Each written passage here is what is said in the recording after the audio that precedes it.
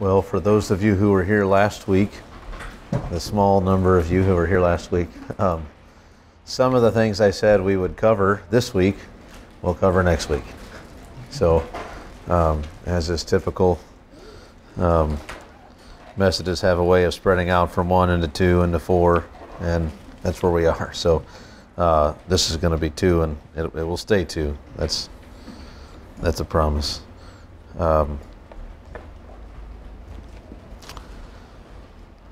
The subject today is man's uniqueness as the image of God. Man's uniqueness as the image of God. It has been for me a very refreshing, helpful, reorienting kind of study. And I don't know that there's anything incredibly shocking or totally new that will be said. It just was really good for me to be thinking on these things and thinking some on the implications of them, which unfortunately is mostly next time. But I trust that some of these things will be very evident, and that regardless of what happens, that your mind will be renewed in some area as a result of what we do today. So, man's uniqueness as the image of God. I'd like us to read Genesis chapter 1, verses 26 through 31, and then we'll pray and begin the message. Then God said, "Let us make man in our image, after our likeness, and let them have dominion over the fish of the sea, and over the birds of the heavens, and over the livestock, and over all the earth, and over every creeping thing that creeps on the earth." So God created man in his own image. In the image of God he created him. Male and female he created them. And God blessed them. And God said to them, "Be fruitful and multiply, and fill the earth and subdue it, and have dominion over the fish of the sea, and over the birds of the heavens, and over every living thing that moves on the earth." And God said, "Behold, I have given you every plant yielding seed that is on the face of all the earth, and every tree with seed in its fruit. You shall have them for food. And to every beast of the earth, and to every bird of the heavens, and to everything that creeps on the earth, I have given and everything that has the breath of life, I have given every green plant for food."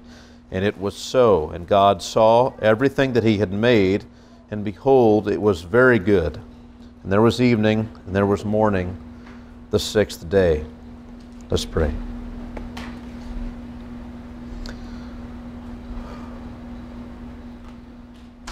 Father, I feel like I've got this altar all built and all this wood, and I'm just asking, Lord, that you'd bring fire and quicken this whole thing in all of our hearts. Make it real and meaningful to every one of us. We want to leave here further along in our Christian walk, better equipped, more holy. In Christ's name, amen. Well, first, let me give you a sense of where we're going and what we're going to be doing here. Kind of 5 parts to the message. First of all, I want to review key aspects from last week. If those that you were here will remember at the end of the message, there were kind of just a section of things that we just went through that I thought would be helpful moving forward to have in mind. And so I want to briefly review some of those things about man's place in creation. I don't want to go over things from the creation of animals again. You know, last time we considered everything in day 6. We're not going to cover that stuff at all. Doesn't serve our purpose today. But we will consider several key points that were brought in at the end of my last message so that those things are in our mind again as we move forward. Also, we will have one more message again, as I said, on the image of God. And then in that message, we'll be looking at a lot of the implications of what we learned today, and then wrap up a few remaining details. So there'll be a lot of things that really aren't necessarily brought in today. So first of all, we'll be reviewing a few things from last time. Second, I want to introduce the topic of man being made in the image of God. Basically here I just want to set up for you how we're going to proceed through the subject, and to make plain just what I hope we gain from considering this topic. What do I think we're going to get out of this? So then, third section, we'll consider several wrong ways that Christians have thought about this important subject.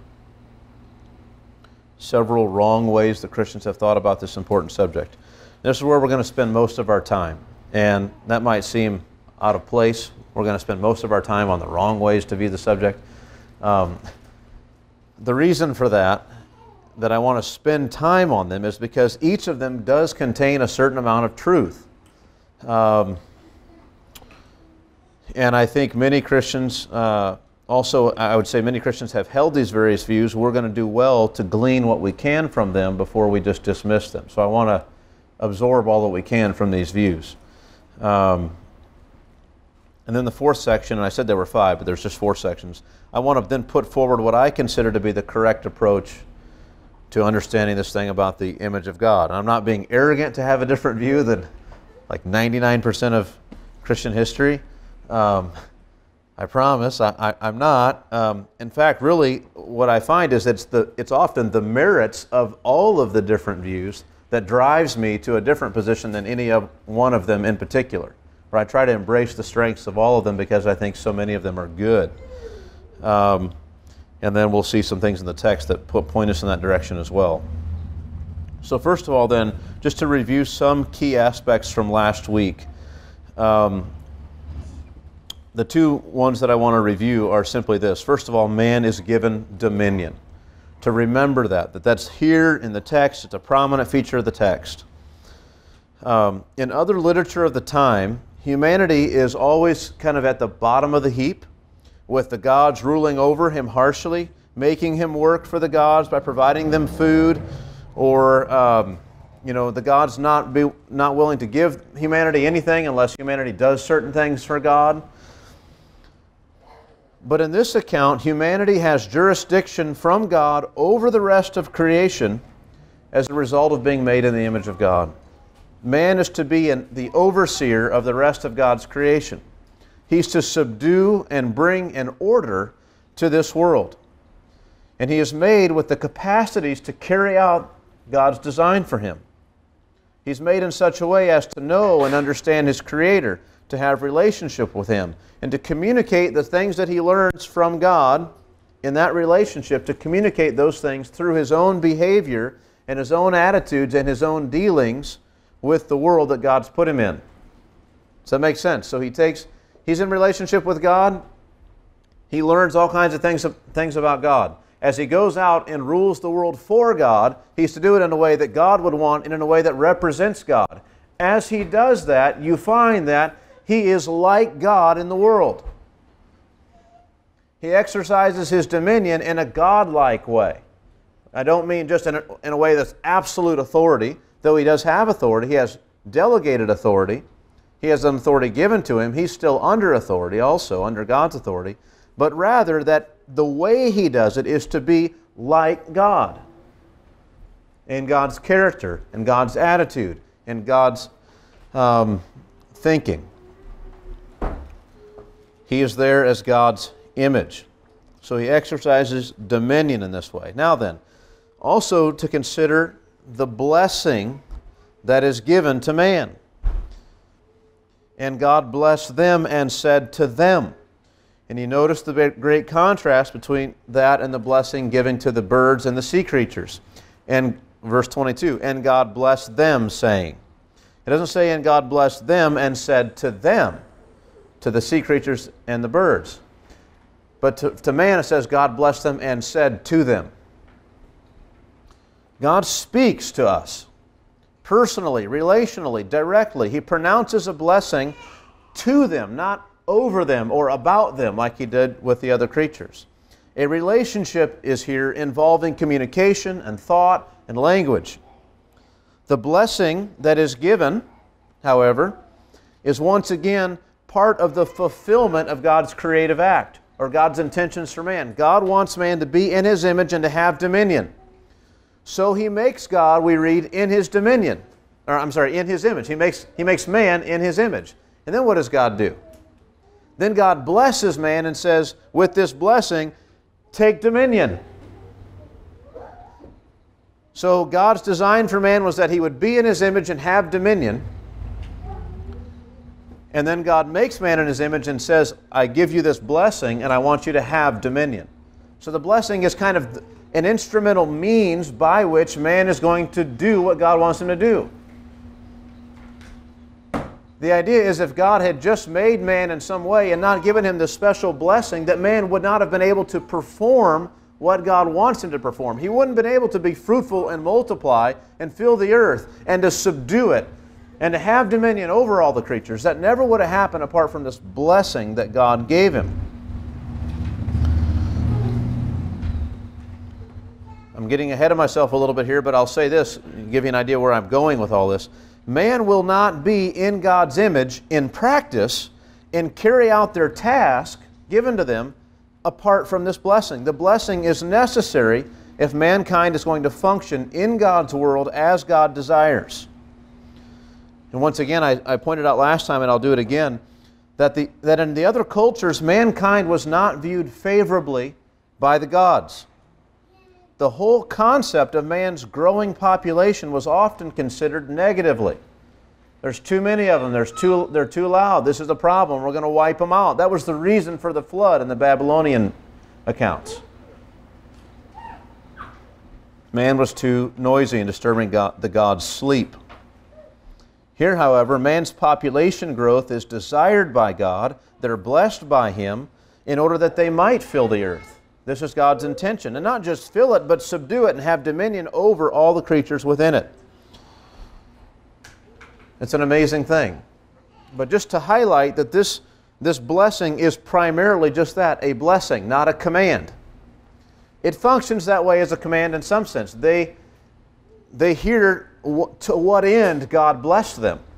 If they rebel against that, that is disobedience. But God didn't say, I command you to go do these things. Rather, He said, I bless you that you might go do it. There's a great difference there.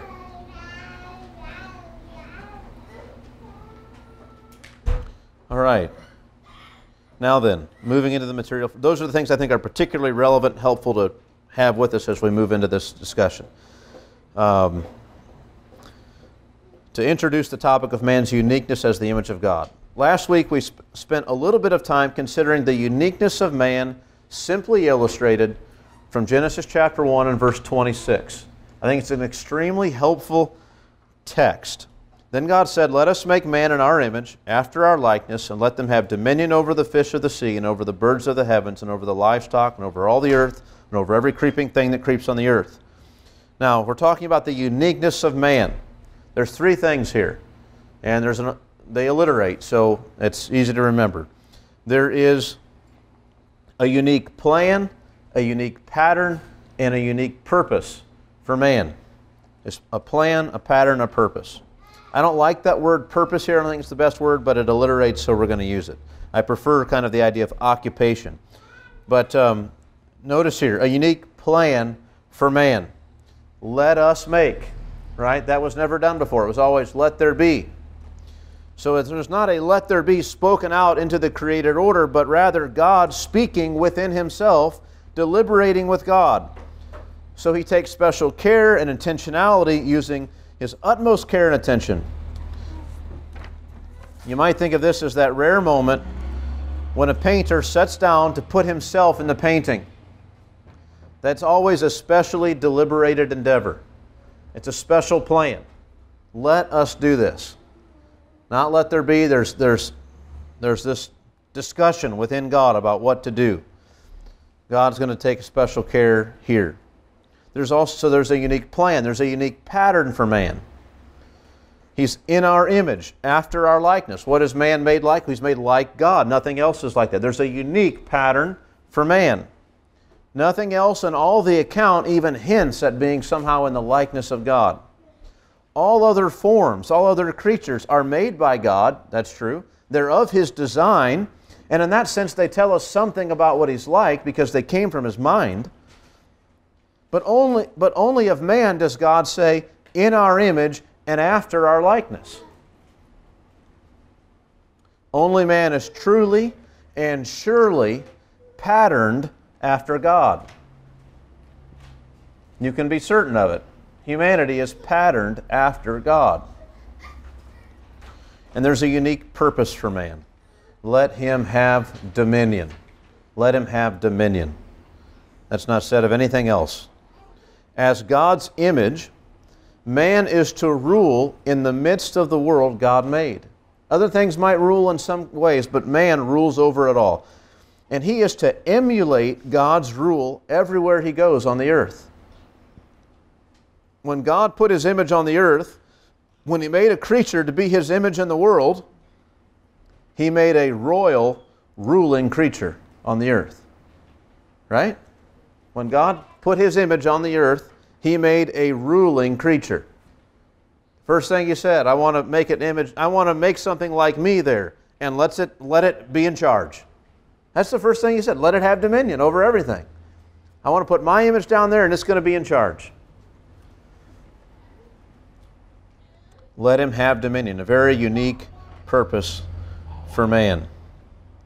When mankind lives as God intended for him to live and governs the world as God intended for him to do, this is an act of worship for man. It's the very thing God put him here to do, to govern, to rule, to exercise His dominion, and to subdue the world. It's an act of worship. I don't mean to say that all acts of domineering done by men are worshipful acts. I mean, as originally intended, it was a worshipful thing to go out and subdue the earth. That's what God wanted. You can know you're 100% in the will of God by farming, right? By learning more about seeds, by this kind of thing, by going out and teaching the animals to do things and domesticating some and keeping some, figuring out ways to keep some from, bothering your livestock or whatever. You can do all those things for what God wanted you to do. Also, as man is increasing in the knowledge and the understanding of God,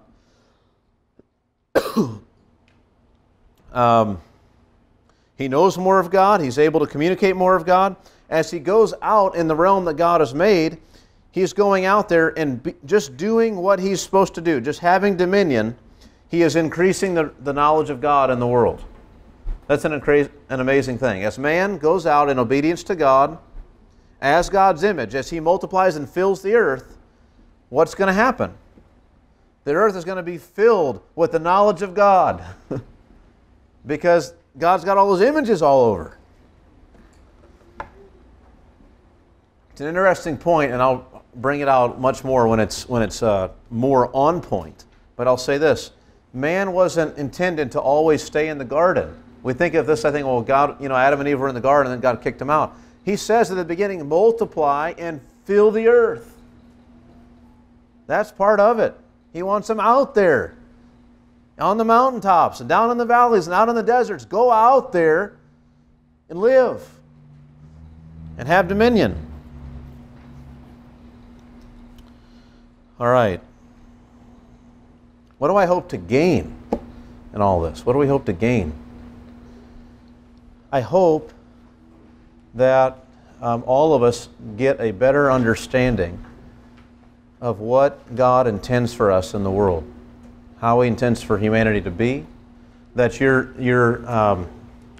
just your view of what God intends for you on this earth, even though it's fallen and it's not in the same kind of situation, that you have a sharper grasp of it, that you be encouraged by the things you hear and the things you learn.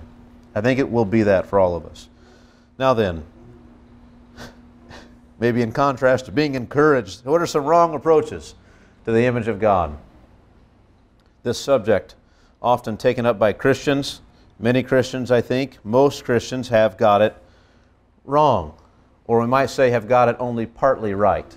That's really more what we mean. The first and far and away the most dominant view, if you read any of the Reformers or almost any of the Church Fathers, you'll have some form of this view, which I'm calling the substantive view. It's more or less a kind of a type of view. What I mean by that is that people take all sorts of different things to be the image of God in man.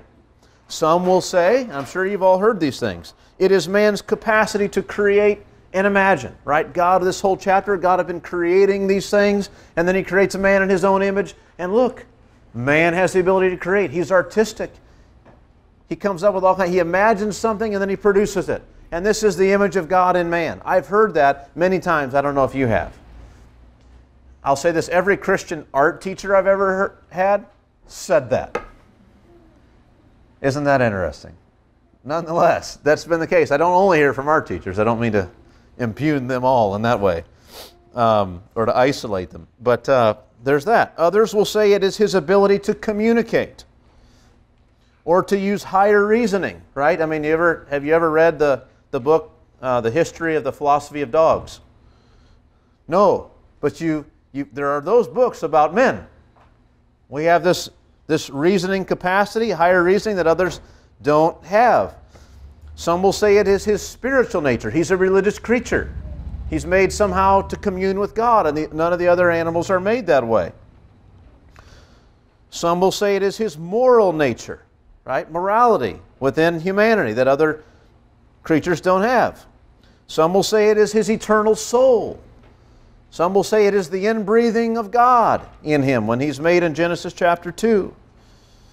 There's all sorts of things, and you've heard probably others, that people will identify as this is the image of God in man.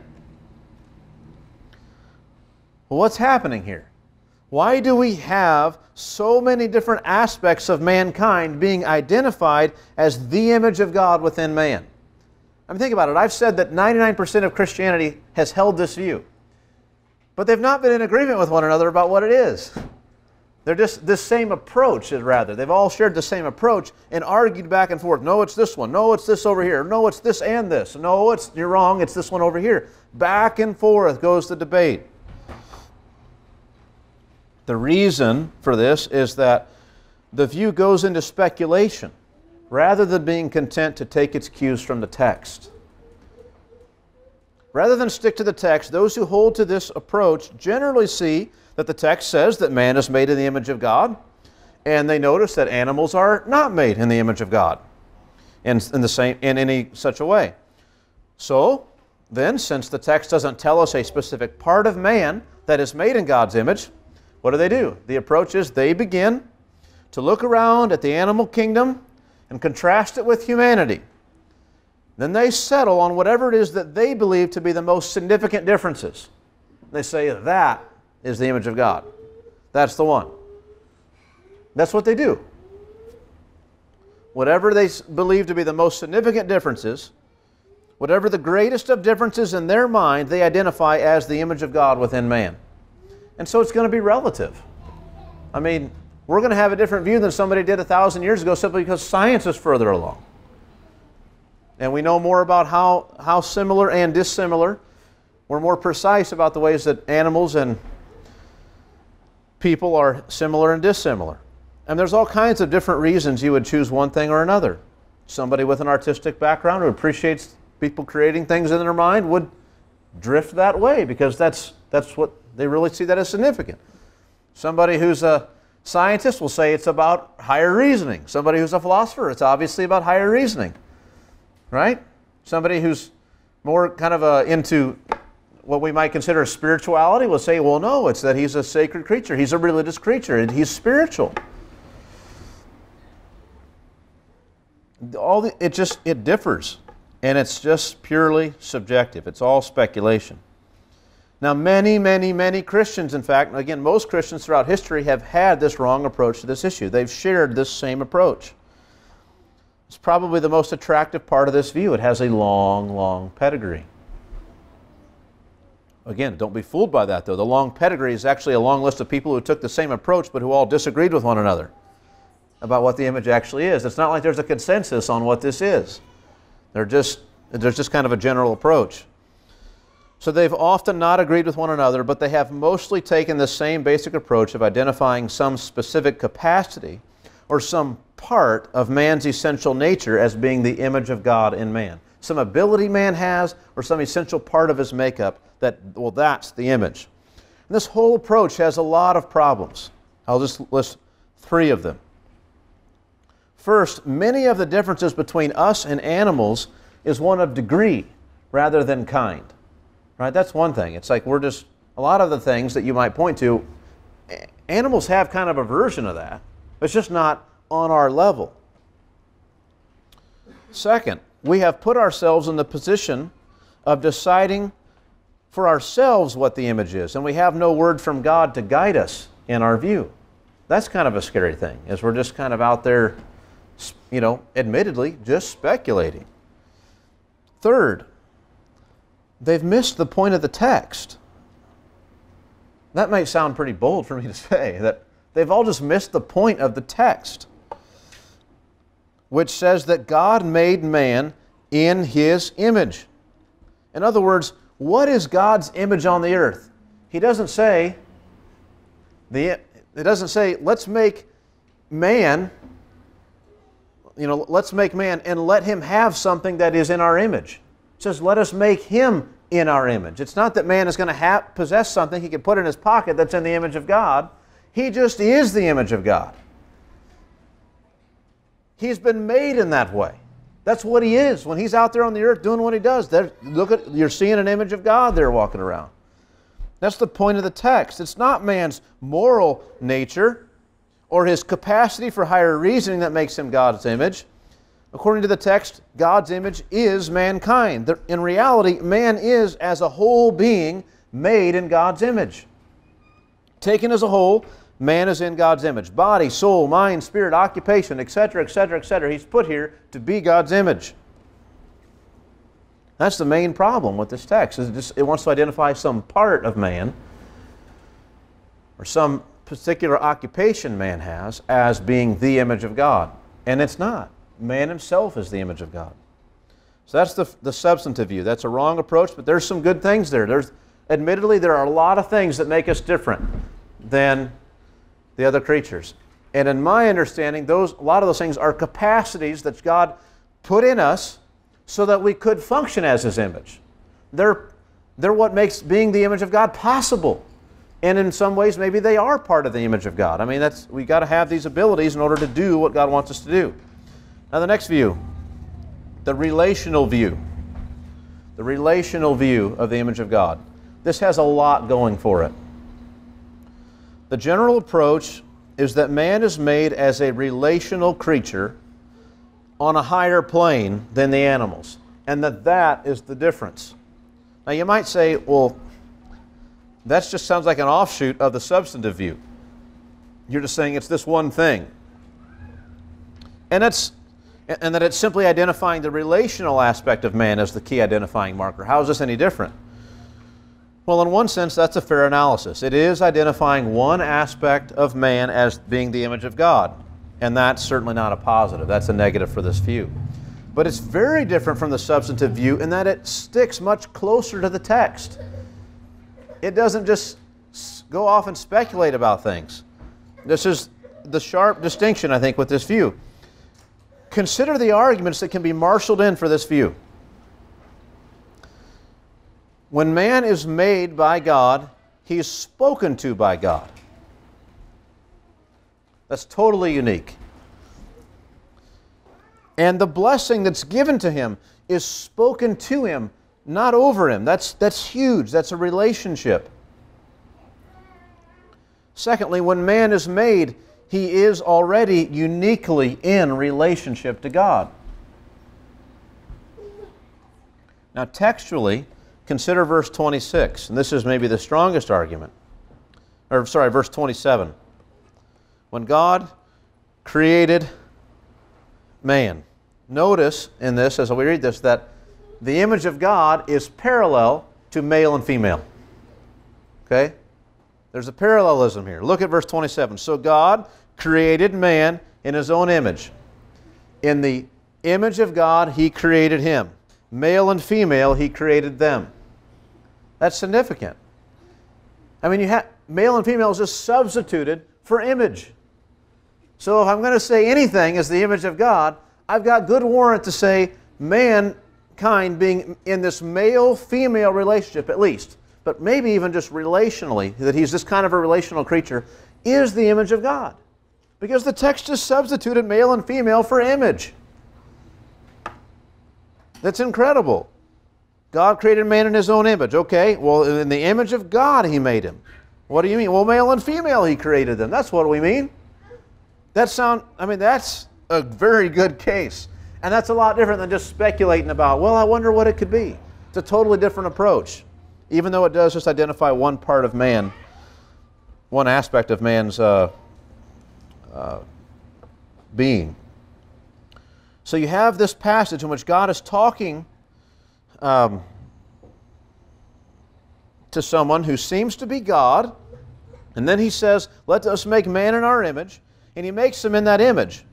And all of the male and female animals, think of this, of all the male and female animals, and the birds and fishes that are male and female that he makes, only mankind is said specifically to be male and female.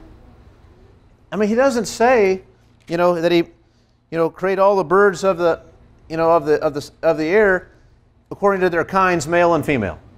He doesn't do that. But when it gets to man, it's male and female in his image. And that's quite a thing. In other words, this relational aspect of man and woman is brought out specially in the creation of mankind.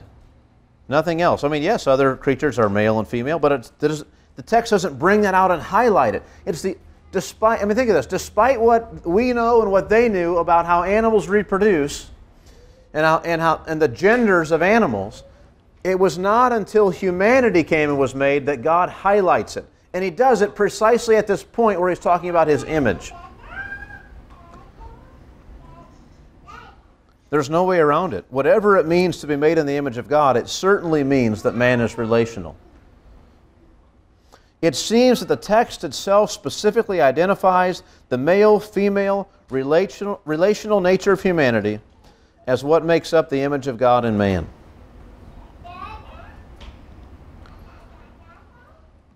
But, however much this view has going for it, there's still another that sounds just as good to me.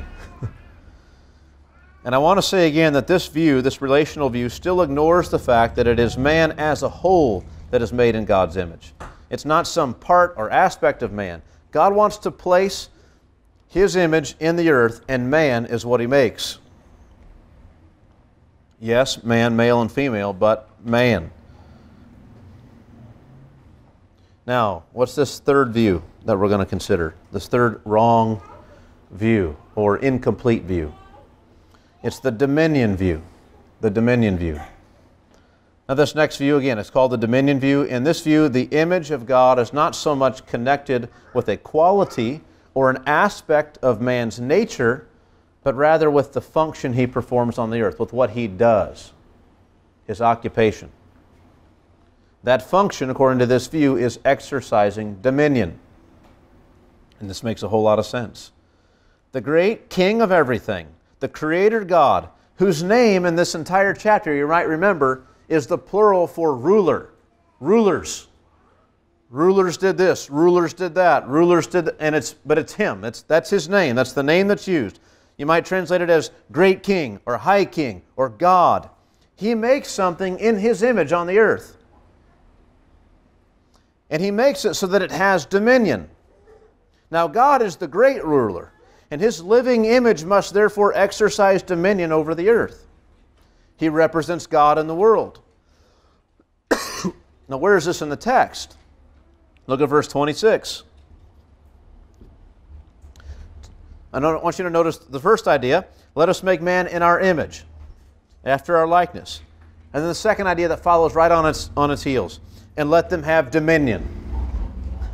Let us make man in our image, and let him have dominion.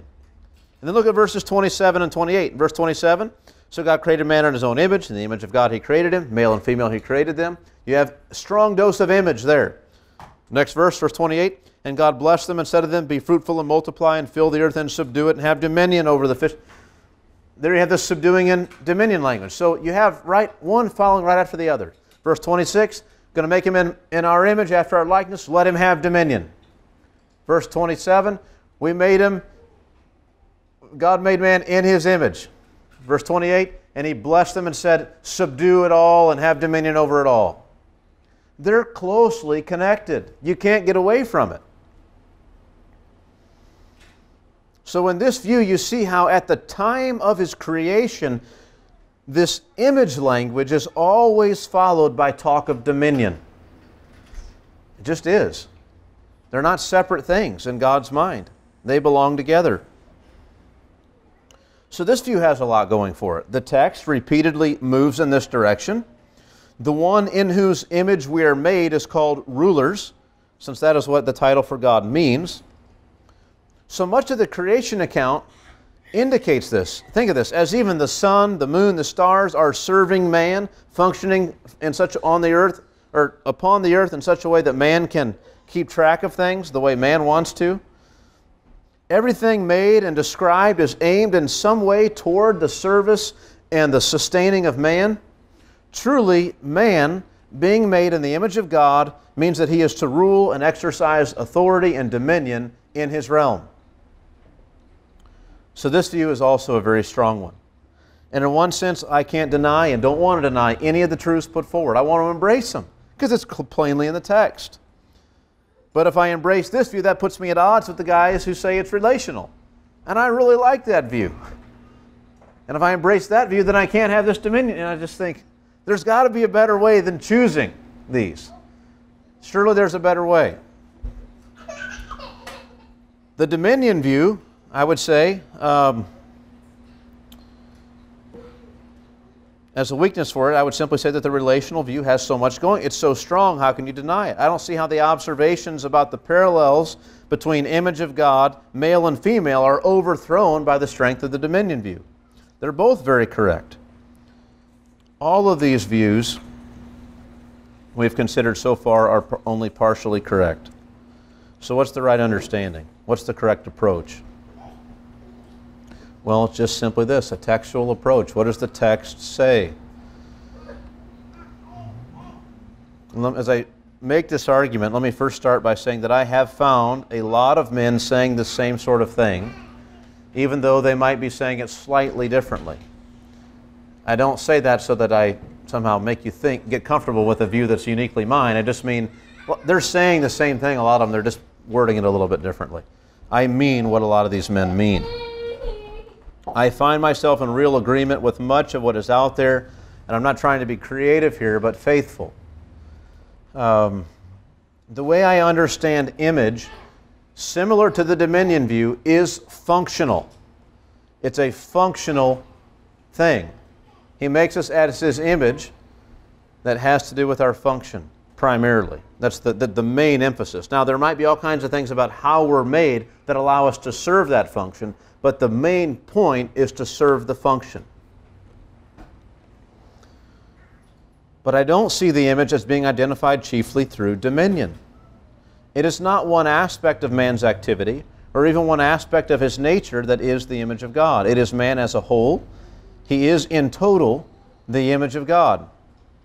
That is, in man's attitudes, in his actions, in his thoughts, his capacities, his emotions, his relationships, his desires, his plans, his morality. In short, as a total package, man is the image of God. I see the functional nature of this image of God in this way. Think of it this way. God created man to be an image bearer in the world. Not to take the image of God and, as I said, kind of put it in his pocket and hide it, or to demonstrate it sometimes and not at other times, but to be his image bearer, to shine it forth. You don't light a lamp and cover it up. He put this image out there to be seen, to be witnessed, to be evidenced, to be observed. It was his image. Mankind, before the fall, was always imaging forth God. He himself was the image of God. In all that he said, in all that he did, in all that he thought, all that he believed, he was like God. Not perfectly, of course, for God is higher than we, greater than we, on an infinite scale. I don't mean to say that somehow you could just look at God, at man and say, well, that's God. God's exactly like that. But rather, that without any, other than just being of finite limitation, there was nothing else blocking your observation from going from man to God. Now there's all kinds of sin in the way, there's all kinds of issues. But at his creation, you could look upon man and say, well, he's not God, but in everything I'm seeing, he's like God. In smaller ways, he's doing what God does. He thinks like God, he loves like God, he cares like God, he designs, he builds, he creates, he relates. He does all this stuff like God does. He was God's image. Mankind was conveying to one another and to a watching heavenly realm and to the rest of creation, mankind was conveying what God is like.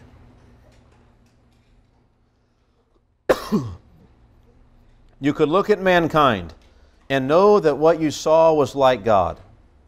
God was like what you observed in man. Or as God says, let us make man in our image after our likeness. Like God. Now, let me bring another point in that was well understood by Moses and those who wrote at the time, was well understood by most of human history, but we generally have kind of lost some today. Though there's some illustrations I'll use to help you get the idea and not just think it's some obscure thing. And that is this. Let me start with a little bit more of the obscure thing and I'll bring in some illustrations here. That is simply this. There was a common practice of ancient kings to set up their image across their lands. Take a statue of themselves and put it all over. Everywhere where they were in charge. This was a common practice for kings. They would set up images of themselves throughout the land they governed in order, now this is key, to communicate and to remind those whom they ruled of just who it was that ruled over them and of what he was like. And of what he was like being of primary importance. Now when we think of an image, we think of an idol or a statue or a painting, and that's not wrong. But we need to learn to think of image a little bit differently. Don't throw all that out, but just I want to tweak it a little bit in this context. And here's some of the illustrations here now. How many of you know a good photographer? A good photographer. Now, maybe someone, let's put it this way. Anyone know someone who takes portraits of people and does a good job? I can think of a couple of people. Now, you go to sit for a picture and they take pictures of you and you leave there saying, they're great. What you mean is, I like the way I looked in that picture. That's what you mean, right? Or think of painters, hundreds of years ago. We have that phrase, here I am, warts and all, or paint me, warts and all. That wasn't usually done. If you wanted to make money as a painter, you made them look good. Right? Oh, I didn't know I looked like that. Well, kind of do. Right? You're kind of this way. That's what he does. Or, more kind of to the point now, think of, pictures we have of famous historical figures striking some certain pose and in a certain background. And the whole painting conveys something about that person. It's not just, oh, sometimes he stood this way. I mean, he probably never stood this way. Well, he wore this and he had this in his hand and he did, the guy's probably in a room doing this and you paint a totally different background on there. It's a war scene or something, and it's like, you're trying to convey historical truths, right? Or things that are true about this guy's character in this picture and convey it to people. And everybody gets it's just the It's a picture, but it's a picture of that guy. Now look, in the ancient world, these statues were not intended to be something like a picture of the king. It wasn't so that you knew what the king looked like. That wasn't the idea. In fact, if you look at a lot of these ancient statues, even the ones that are well preserved, many of them are remarkably similar. I mean, like, I can look at some of them and say, I don't know which one's which or that they're different. And they're like, oh yeah, this is this king and this is this guy. Really? I didn't get that. How do you know that's the case? Well, it was the inscription. Oh, okay. It's that kind of thing. There are some differences, but generally, these things aren't made to be a picture of the person or an actual image the way we might think of taking a picture or sculpting someone or painting them just the way they are. The sculpture was not put in your town square so that everyone would recognize the king if he happened to come through. Because he's probably never going to come through. You'll probably never see the king. What was the point? The point was to convey to you the qualities of the king.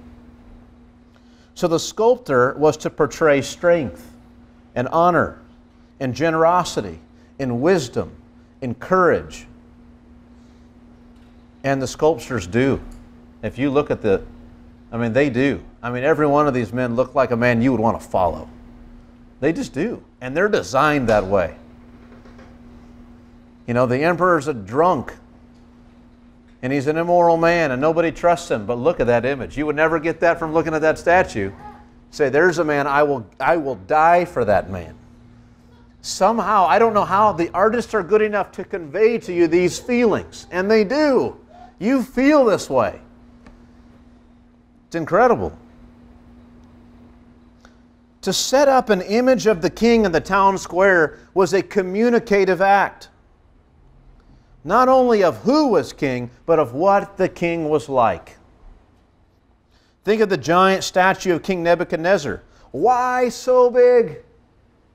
Is he trying to, does anyone think that he was a giant?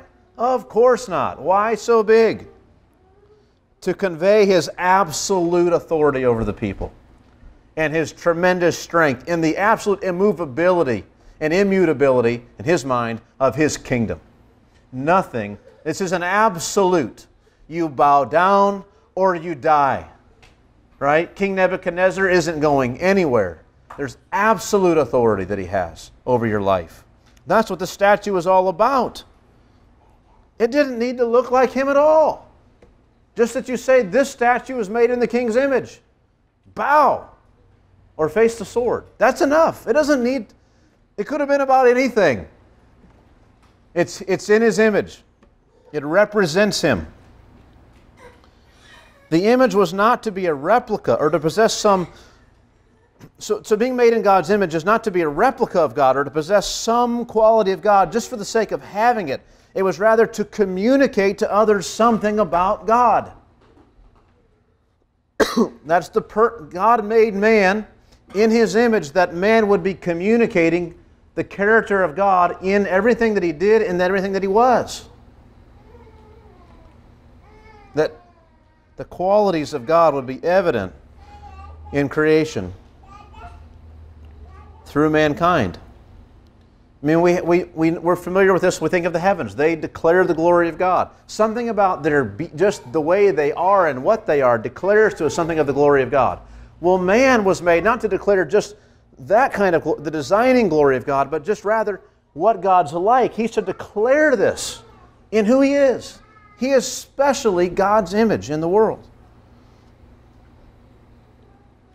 Understood in this way, then the character and the nature and the communicative quality of the image is kind of the only way that the phrase could be meant in the text. Think of it. It can't mean physical image. God's doesn't have a body. We're not made to look like Him. In that sense, we're not made as a little piece of God or something, or represent this is what God is. No, it has to do with our character, our attributes, the way we act and perform, what we do, our capacities. It has to do with all these kinds of things.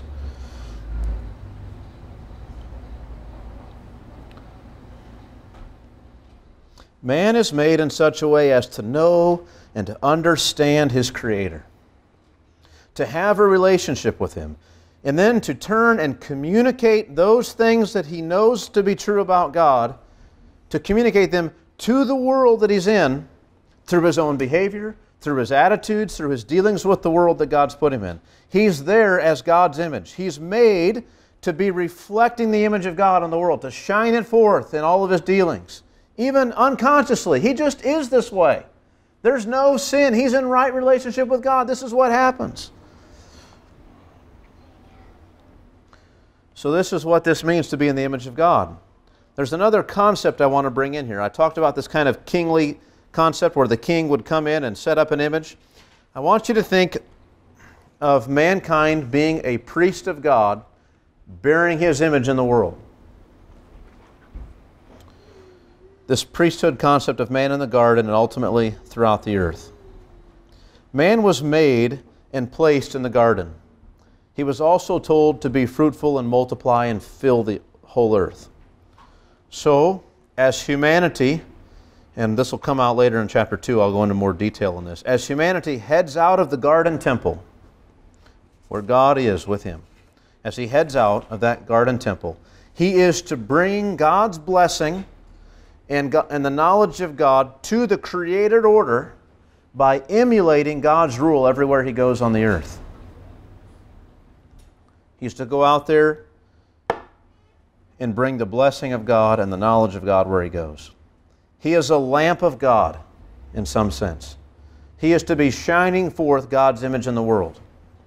Just as a priest before God, or as a priest before God, he seeks what? He seeks the honor and the glory and the satisfaction of the God that he serves in all of his endeavors, right? Every faithful priest does that. They seek the honor and the glory and the satisfaction of their God in all of their endeavors. So what does humanity do? First, man ensures that his own personal affairs are in order, that he is a personal source of satisfaction and joy in the eyes of the God whom he serves. He wants to serve him well.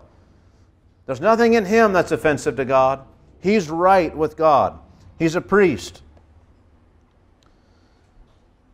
Second, he seeks to communicate to others about that God, so that God's honor and glory is known and seen and appreciated in the hearts of others. He wants to take what he knows to be true about God and as a priest to communicate to others that they can know it as well and rejoice in it and delight in it. And a priest wants everything to be oriented toward his God. He's not happy with anything being outside or being unoriented to his God.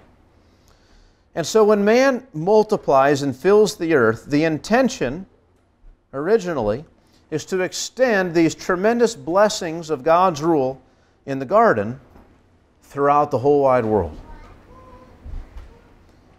It's an incredible thing. In everything he does, man is in that image. Think of this.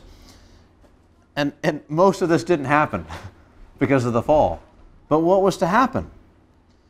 As he moves out in relationship with woman, he is imaging forth God's plurality and God's unity. As he serves God obediently, he's imaging forth God's commitment to God. Right? The God-centeredness of God. As he stewards the garden, he's imaging God's care and God's design. As he is fruitful and multiplying, he images God's blessedness and God's sovereignty. As he exercises dominion over the animals and the creatures of the sea and of the air, he images God's kind and wise and powerful character. Because he rules those things the way God rules him, providing for them, nurturing them. As he learns new ways of doing things and builds one form of invention on the other, he's imaging forth God's wisdom and God's thoughts. As he learns more and more about this world, he images forth God's infinite knowledge. As he loves and he labors, he images forth God's keen interest and generosity for what he's made. As he obeys God and resists sin, he images God's holiness to God and the ultimate orientation of God himself That's what he was to be doing with that tree, not eating it, but rather to image forth God's holiness to God and the ultimate orientation of God unto himself. The list goes on and on. Man is a priest, and in that role, he's to steward the earth and to subdue it as his act of worship to God. To go out there and do what God would do. When God made this garden, and this is where you are, and he's with you here, and he says, now I want you to go out and fill the whole earth and subdue it. You might, if you're in the garden, you think, well, this is so nice, and out there it's just so wild and crazy, and there's stuff's not like it is here. And God says, subdue it. Go on. Fill the whole place. It's incredible. Now, this fact that man images forth the image of God, or is the image of God. He conveys what God is like. It's this fact that man images God and who he is and what he does that means an attack on man is an attack on God. What does Genesis 9 say? Even after the fall, we read, so much of this remains. And Genesis 9, verses 5 and 6, and for your lifeblood I will require a reckoning. From every beast I will require it, and from man. From his fellow man I will require a reckoning for the life of man. Whoever sheds the blood of man, by man shall his blood be shed. Because for God made man in his own image. It's incredible. When a man is killed, it shall cost the life of what killed him. If a man kills a man, he's to be killed by men. Why? Because man's made in God's image. It's incredible. I mean, think, here in this same chapter, you can eat all the other animals. That's okay. Just don't have their lifeblood in them. But if a man is killed, whatever kills it must die, and it must die at the hands of men. I don't know if you ever read anybody that read that and just thought, well, if it's wrong for a man to be killed, then why are we killing the man that killed?